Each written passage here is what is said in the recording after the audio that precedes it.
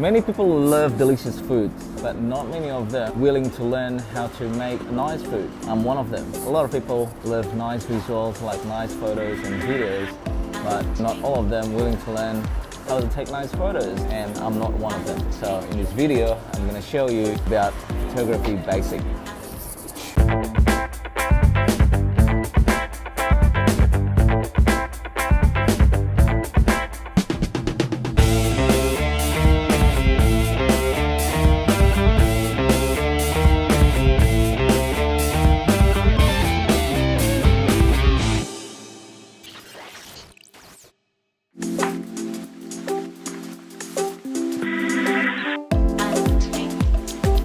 Good morning everyone, this is G from Red Imagination Photography. It's so good to be here again, and today I'm going to deliver my first ever tutorial about basic photography.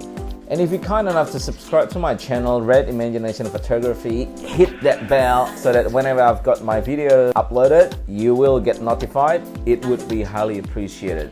Okay, so the reason that I choose this subject to begin with, I've got another tutorials coming up in mind, but before I get there, I just want to make sure that everyone, including yourself, are on the same pace in terms of the learning. Another reason being, I've got so many friends that purchase the DSLRs but they don't know how to use it, and they ask me about the hows.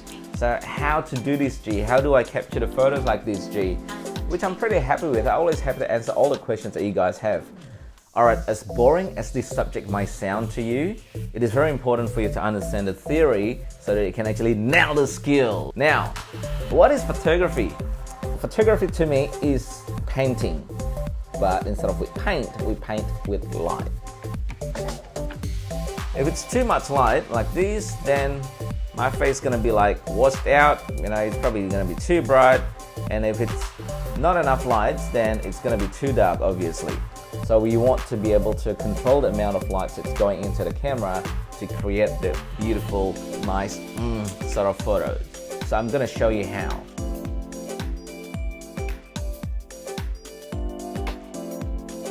There are three factors that are contributing in controlling the amount of lights that goes into your camera, and to determine whether the photo will be too bright, too dark, or just right. Alright, the first one is ISO or ISO. In the film age, it's actually represented by this 3-digit number here. So it's 100 and this one's a 400. What is ISO? ISO is how sensitive the film, or these days, is a camera sensor to the lights. The lower the number of the ISO, then the less sensitive it is to the lights. The higher number of the ISO, it actually makes the camera or the sensor more sensitive to lights. So you can actually imagine it like a sponge. Sponge is like very absorbent to water, right? If you drop a little bit of water or ink, you can actually see the ink sort of like straight away. But this one is absorbent to lights instead of course, water or ink, whatever that I was talking about. All right, next one is aperture. Aperture is like the iris in your eyes. It's actually a hole that you can control how big and how small to allow more or less lights going into the camera. It represents by letter F. So the smaller the aperture, then the bigger the number gonna be. So the bigger the aperture, the smaller the number will be. Alright, another factor that contributes into controlling the lights going into the camera is the shutter. Shutter is like a curtain inside your camera. In between this camera sensor and the aperture, there's actually a shutter. You as a photographer, your job is to control how long the shutter actually opens and exposes the camera to the lights before it actually shuts down again. Every time you take the shot, the shutter actually goes like boom. It can go a little faster, or it can go really fast, or it can go like really slow, or you can actually let it open for like so long, like from 30 seconds to as long as you want, basically, but you don't want to open it for too long because you're gonna make the camera work too hard, and it then, not really highly recommended to let it open until like an hour or two. But anyway.